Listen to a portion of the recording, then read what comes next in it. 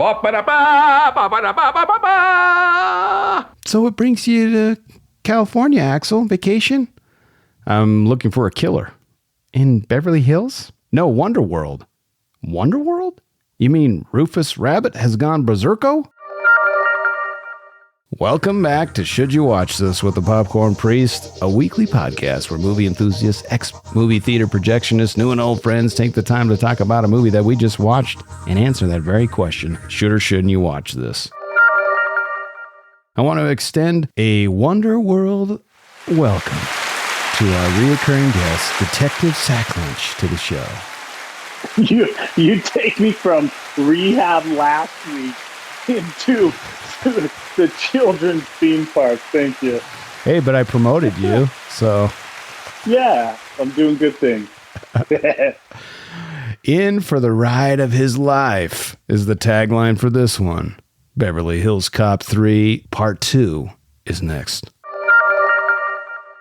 Eddie Murphy is Axel Foley. Well, what brings you to California, Axel? I'm looking for a killer. And he's in for the ride of his life. But you said they had no guns. Must have changed their worldview. Kill him. Axel. Axel! Trust me on this one, okay? Eddie Murphy, Beverly Hills Cop 3, rated R. It's on May 25th everywhere. Man, even the trailer sounds like the guy, the announcer is like, you want me to read it like this? Okay.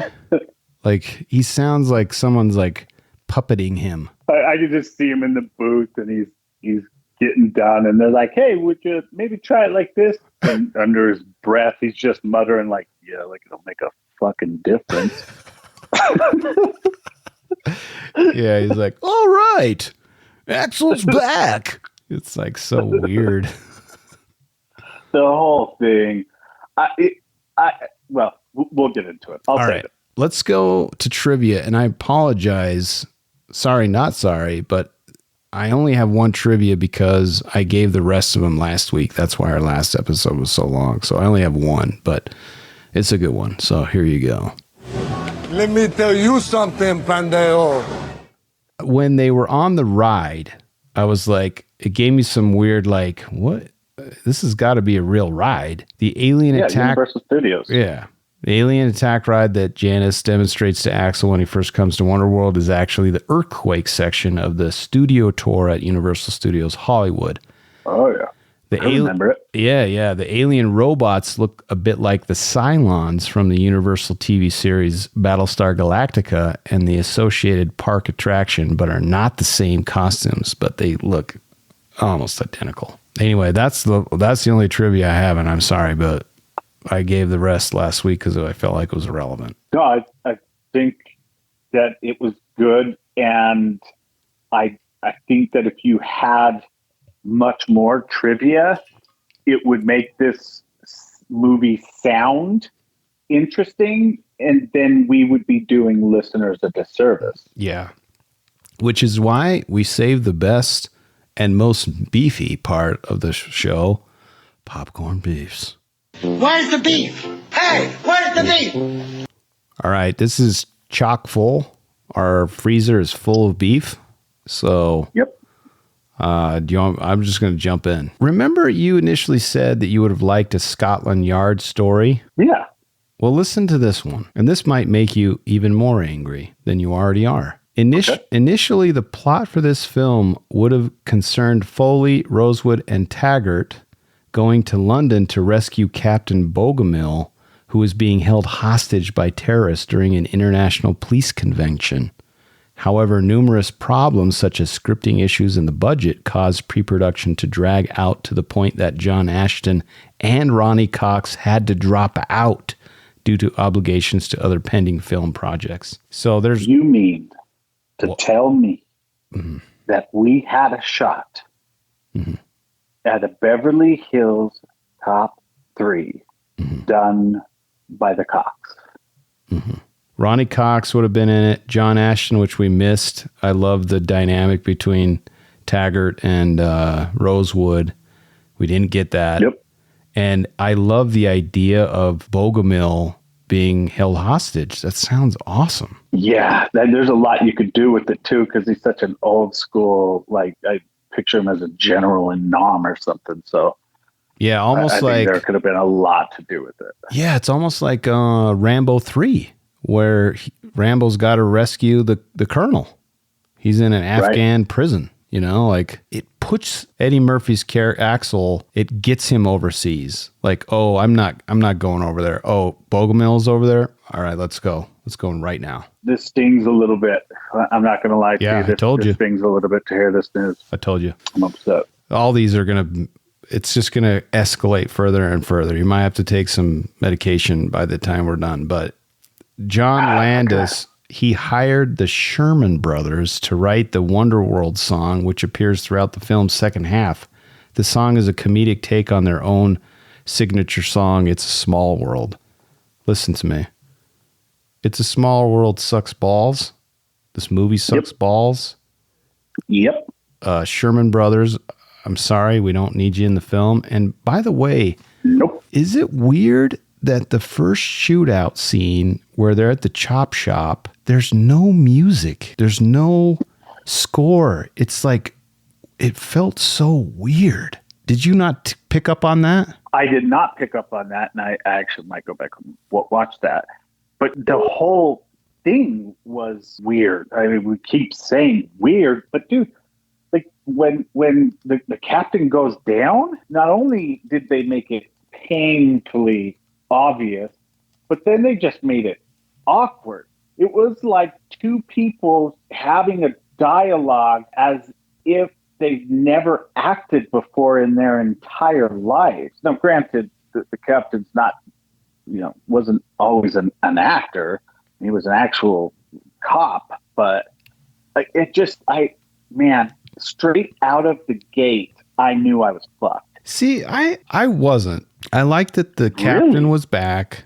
I liked that the first thing that Eddie Murphy's doing is what he does best, as he does that double talk where he's like, hey, he says some line about it. I need to chop this car up because my ex-wife's giving me problems. And I was like, oh yes, we got the, the one-liners back. And that was it. That was the only one he did. It started out like, okay, maybe, but within 10 minutes, I was right there with you.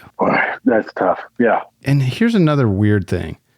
This is the only Beverly Hills Cop movie not to feature the song performed by the Pointer Sisters, who had their Neutron dance and Be There in the other two movies. They weren't in it. I didn't understand it. Like so many songs that were familiar from the score in 1 and 2 just were completely absent. Why? Yeah. Also, the most awesome song of all is the Axel Foley theme song. It sounds like it was produced by Western Family. It was like someone who kind of knew what music was, and they heard it and they're like, all right, I'm going to reproduce it. And it sounded off. It sounded like someone was using their like Casio from their house and just playing the song. It didn't sound right. The main theme sounded weird. Yeah, I don't disagree with that. I think that's another thing that made this so disappointing, is they just abandoned everything that made it cool. Correct. I mean, abandoned it. Didn't just give us less, just complete. This was not even the same movies. It's mind-boggling. It's crazy. I mean, to give you an idea, this is the only Beverly Hills Cop movie to neither open in the first place nor reach over $100 million. This is the only one where Axel and his two detectives don't visit a strip club. It's not produced by Jerry Bruckheimer, and have all the credits in the end, including the title and no jazzy score at the start, and to be released in the 90s, which that's not a big deal, but like all those other things are big beefs. Huge beefs. Is Bruckheimer the GOAT? You probably look, I don't want to do it because it would probably take another hour, but it's just chock full of just insane movies. Right? He's got to be 1 or 2. It's insane. Yeah. He's got to be worth something crazy, right?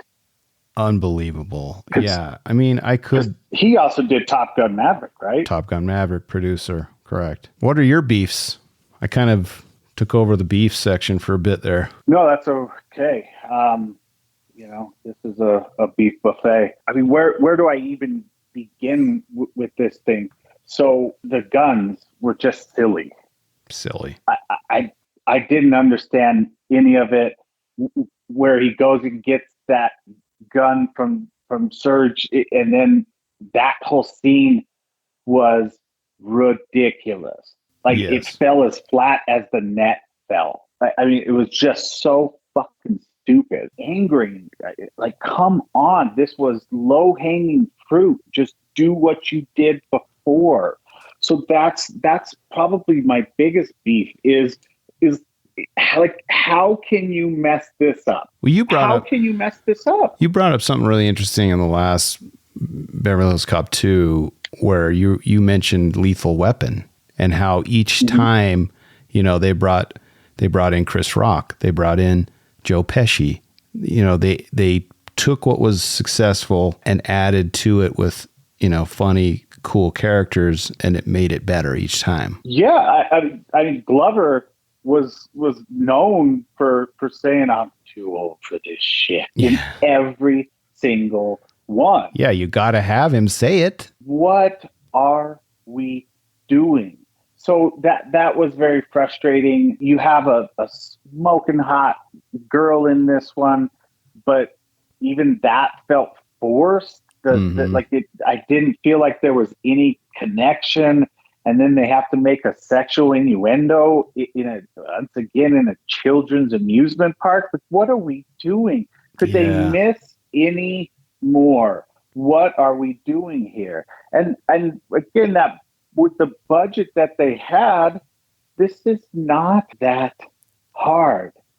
So I just the frustrating part for me is that this is what I'm left with now, right? I'm really confused on where they're going to go with number 4.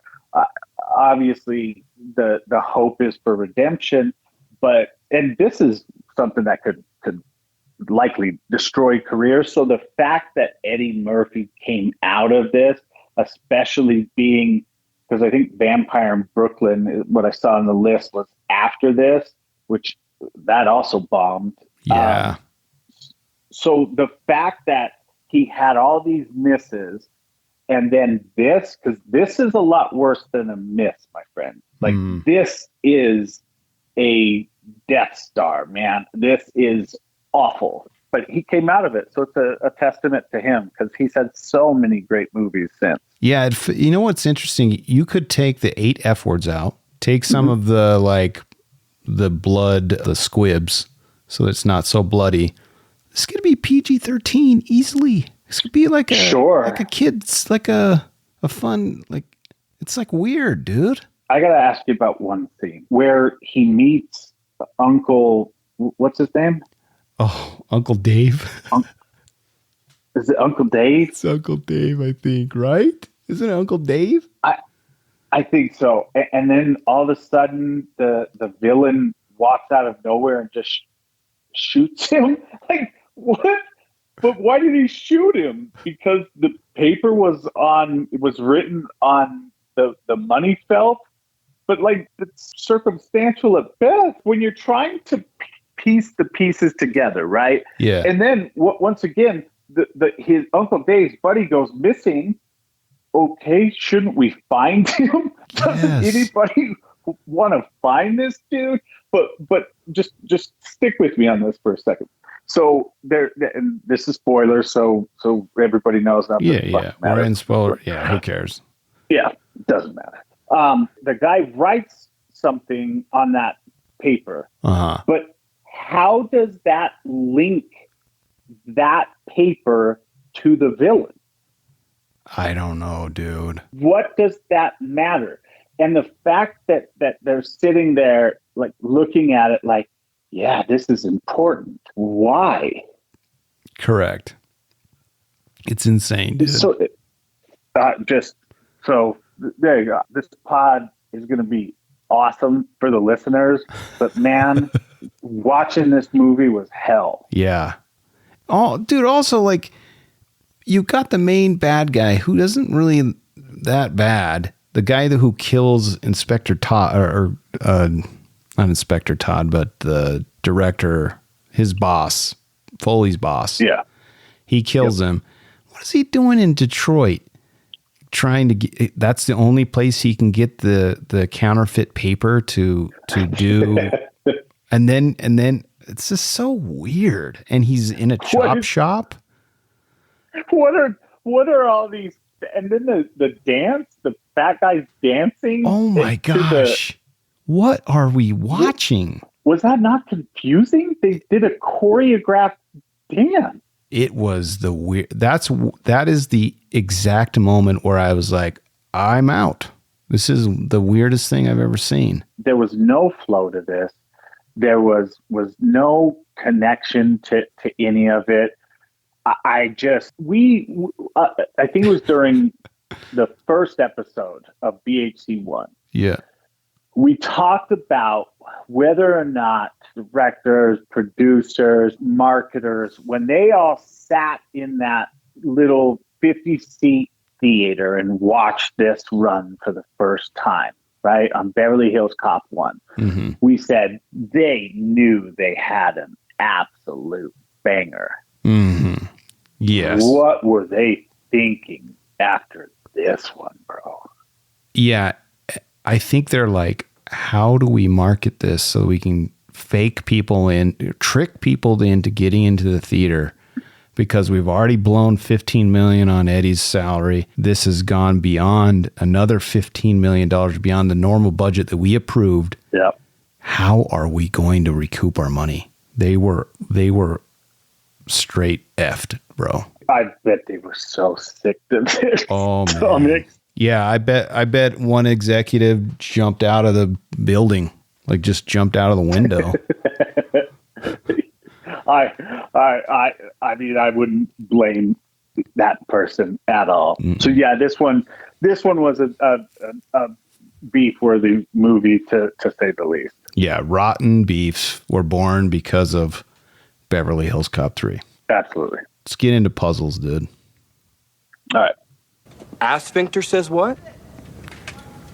What? A sphincter says what? What? Exactly.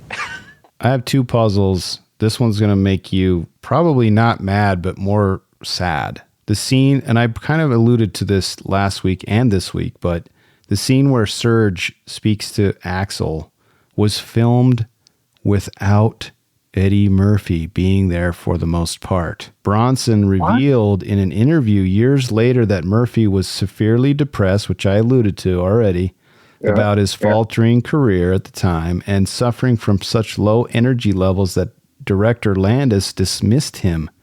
And Landis stood in for Murphy off screen so as to give Pinchot a stand-in to look at and speak to. Bro. Look, my gosh. I think that speaks to probably the most puzzling thing that has come out of this, which is how did Bronson Pinchot not make it in Hollywood? What a talent. He's so funny, man. What a talent. He had that hit show, Perfect Strangers.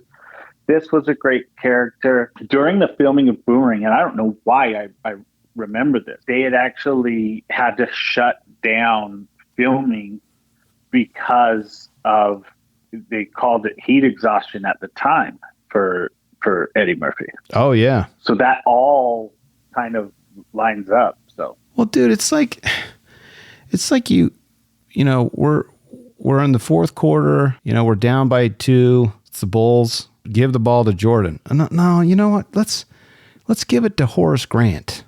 You know, I think he'll be better on this clutch shot. I mean, why are we not putting Eddie Murphy in the scene to make this guy be better and have more laughs? It's insane. It's shocking.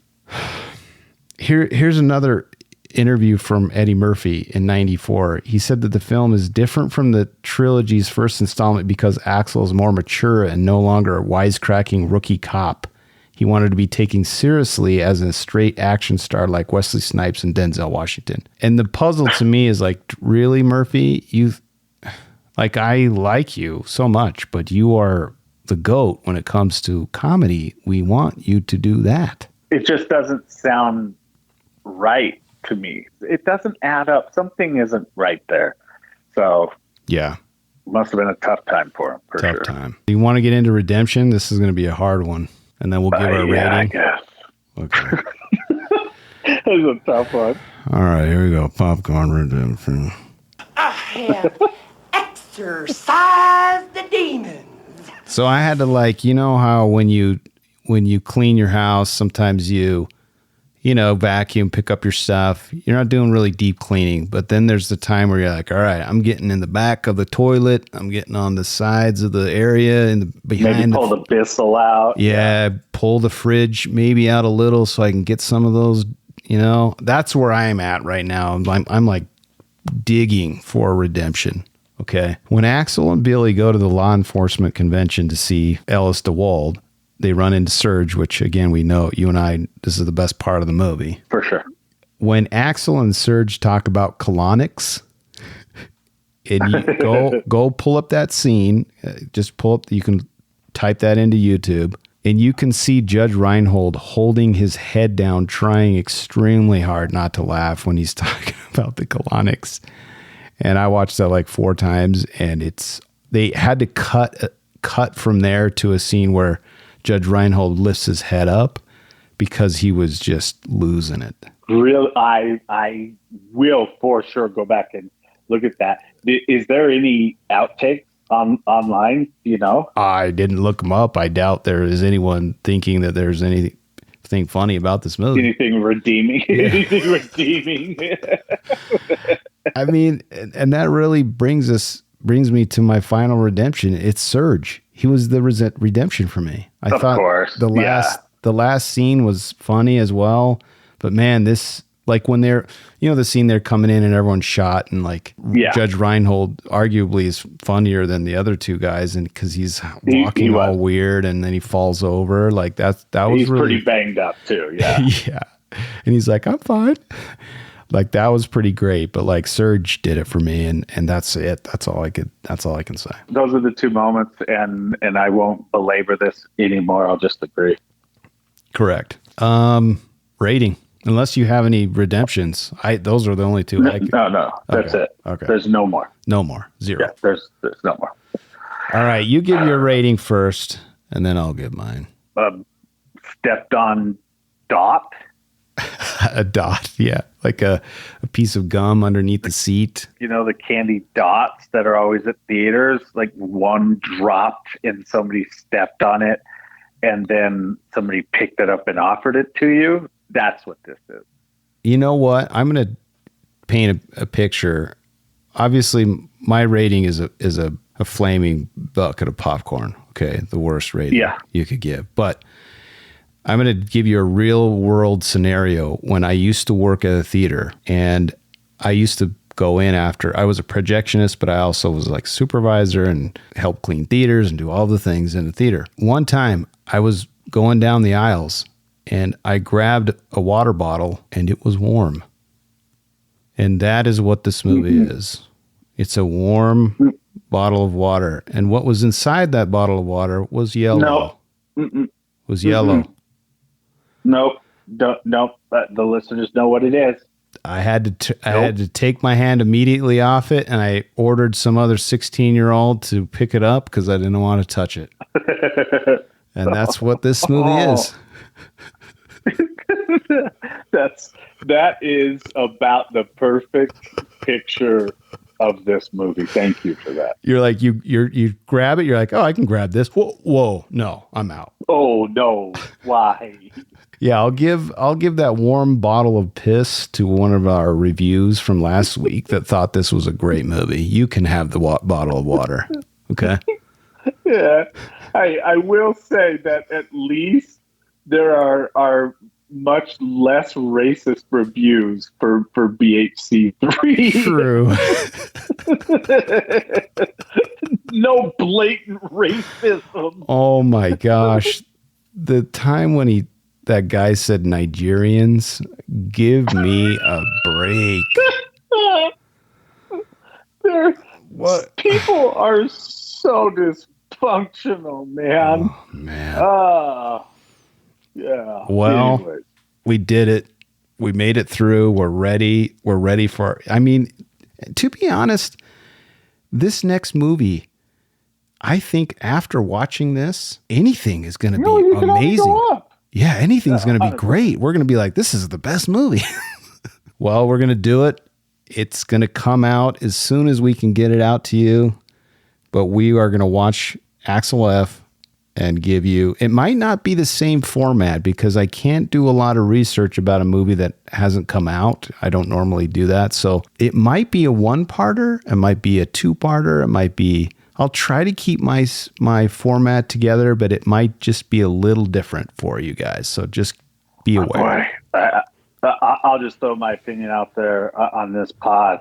I kind of feel like a single lengthy episode is due, and I think this is the perfect time. Yeah, we might be able to just give a free-flowing, I might throw in the categories, maybe not. For sure, yeah. So yeah. Let's do that. Let me give you a really quick, there we go. Well, that's it for this week. Unless you have any parting thoughts. No. Okay. I don't. Other than as I always say, man, and this is why when I'm on that amazing beach in 2 weeks, I love what you do. I love when I get to be a part of it. So just keep them coming, because even, and this is what he said last week, go share this with your friends. Like, watch this horrible movie, come back and listen to the pod, talk shit with all your friends, because it's cathartic, it's funny, it's edifying and validating. So as always, man, I love what you do. I appreciate that. And feelings mutual. Thanks for coming on the show and doing what you do. And that's it for this week. I'm going to play this on our way out. That's the only redeeming thing. And it wasn't even in the movie.